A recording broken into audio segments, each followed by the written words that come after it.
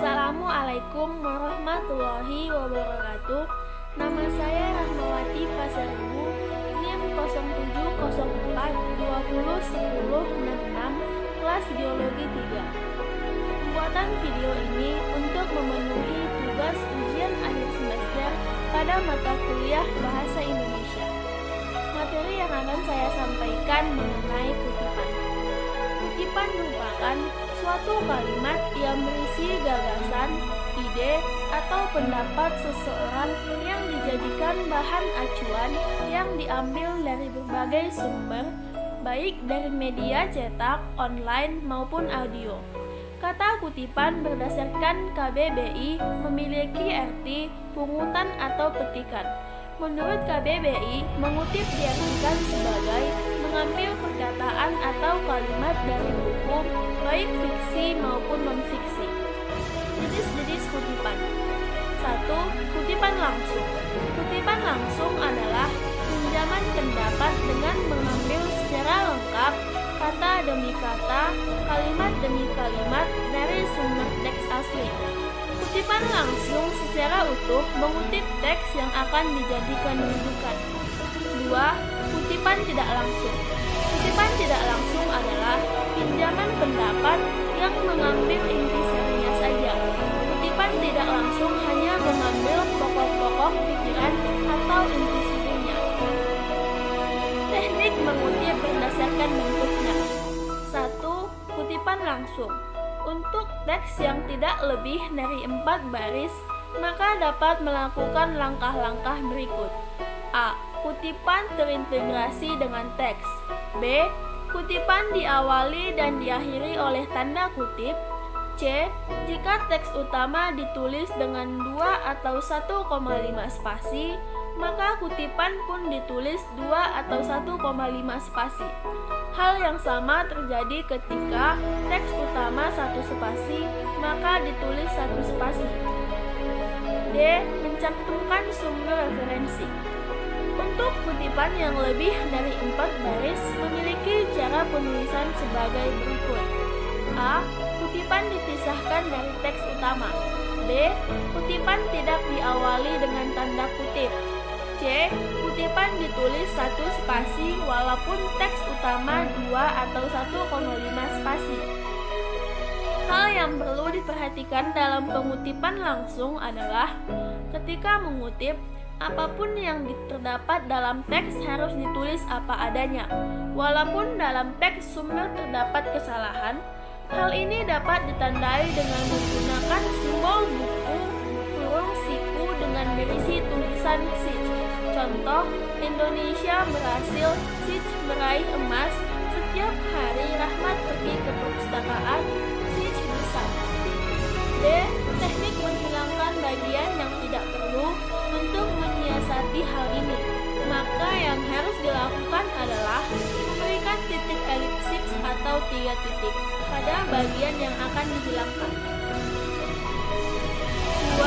Kutipan tak langsung. Karakteristik kutipan tak langsung berbeda dengan kutipan langsung. Hal ini dapat dilihat dari teknik penulisan berikut. A. Terintegrasinya dengan teks utama. B. Teks diapit oleh tanda kutip. C. Teks dikutip sesuai dengan teks utama. Jika 1 spasi, maka 1 spasi, begitupun jika 1,5 atau 2 spasi. D. Mencantumkan sumber kutipan. Teknik mengutip berdasarkan penulisan sumbernya. 1. Catatan dalam tubuh atau body note. Catatan tubuh atau body note dilakukan ketika penulis mencantumkan sumber kutipan setelah selesainya sebuah kutipan dengan menggunakan tanda kurung. Dalam catatan, tubuh terdiri dari 3 unsur, yaitu nama pengarang, tahun terbit, dan halaman. Untuk nama pengarang cukup ditulis nama terakhirnya saja dan ditulis tanpa gelar. Untuk tahun terbit yang ditulis adalah tahun terbit yang ada pada katalog buku yang lazim pada awalan sebuah buku. Adapun halaman yang ditulis adalah halaman teks yang dijadikan rujukan, bukan halaman karangan kita sendiri. 2. 2. Catatan kaki atau footnote. Catatan kaki adalah daftar keterangan khusus yang ditulis di bagian bawah setiap lembaran atau akhir bab karangan ilmiah. Catatan kaki biasanya digunakan untuk memberikan keterangan dan komentar, menjelaskan sumber kutipan, atau sebagai pedoman penyusunan daftar bacaan atau bibliografi. Catatan kaki dicantumkan sebagai pemenuhan kode etik yang berlaku sebagai penghargaan terhadap karya orang lain. Unsur catatan kaki. A. Nomor penunjuk. Nomor penunjuk letaknya di awal dengan bentuk angka Arab yang mengandung di atas dan berurutan secara berkesinambungan. B. Nama pengarang. Nama pengarang ditulis seperti biasa, tidak dibalik dan mengelar yang tidak dicantumkan. C. Judul karangan. Judul jika bersumber dari buku, maka judul tersebut dicetak miring, dan jika bersumber dari majalah, koran, atau internet, maka diapit dengan tanda kutip. D. Data keperpustakaan. Data keperpustakaan meliputi kota terbit, penerbit, dan tahun terbit. E. Halaman. Halaman yang ditulis di akhir catatan kaki disingkat dengan HLM atau hal yang kemudian diikuti oleh halaman referensi yang dirujuk. Tujuan kutipan. Tujuan kutipan 1. Sebagai pendukung argumen ataupun juga analisa penulis. 2. Sebagai landasan teori dalam mengemukakan pemikiran atau tulisan kita. 3. Sebagai penjelas. 4. Sebagai penguat dalam argumen atau pendapat yang dikemukakan.